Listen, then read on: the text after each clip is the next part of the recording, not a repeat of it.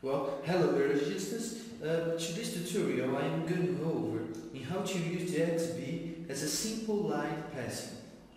Basically, our work will be understanding how to configure an Xbee and to do a wireless input and output communication.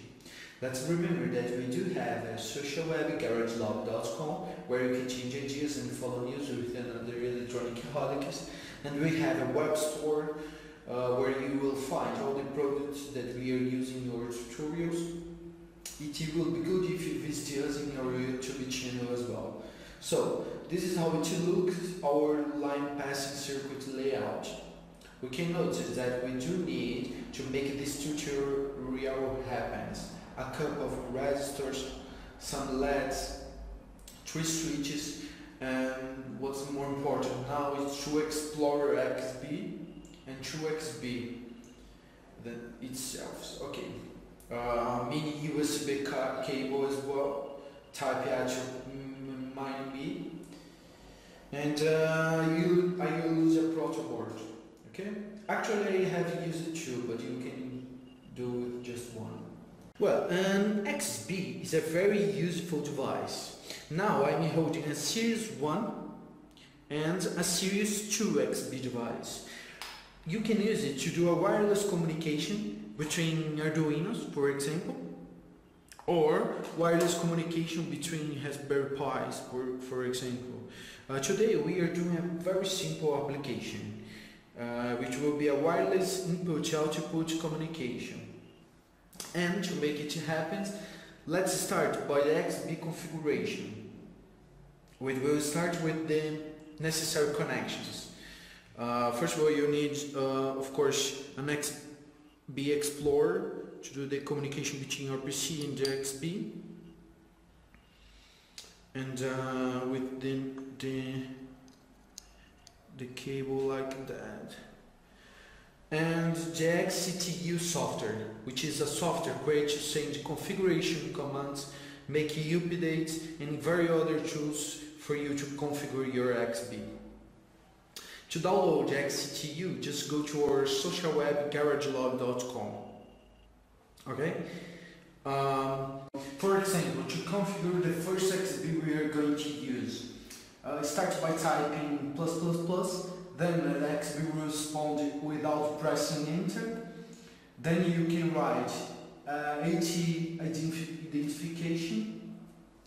Then ATDL1, this line which will be the modulo destiny name. Then ATMI 2, which will be the modulo local name. ATN1 buttons, which will be the modulo name. Now we have just to set all these I/O as digital inputs. So it will be like these lines. So ATR0, ATIT1, ATIC7.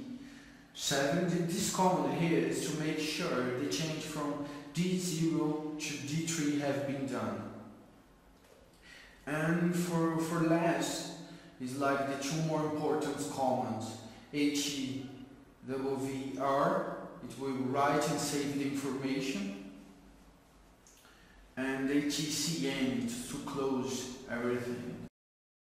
Then you can swap USB to the second Xbee configuration, just like that.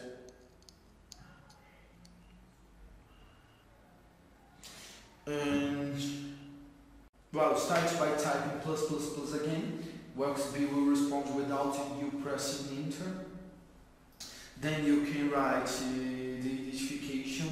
It needs to be the same for the second Xbee. Then ATDL1, with the modulo destiny name, then the modulo local name, then the modulo name. Then now you need to set all the IOs as digital outputs now, which will be the number 4. This line will be to make the outputs turn on the outputs, and then HEIA 1, and then the last two commands to end this configuration. Okay? So the line passing, which the layout you can see on a breadboard now, simply reflects the status of a gateway to the second Xbee location, to the output port of the first remote Xbee. For example, we put the logic state of a digital input to the Xbee level 1 using this switch. The same digital input of the receiver will copy the logic level 1 to make that LED turn on. We put the logic state of another digital input on the first Xbee level 1, the second LED will turn on, and with the third the same. And then we will have this function here. This is one of the most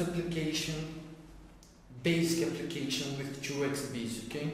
You can use it to do another applications about security, ventilation, access control, lighting control, heating. You can manage a mouse, a keyboard, and lots of other things with wireless devices, okay? I hope you have enjoyed this tutorial. Leave your comments in your social web and see you next time.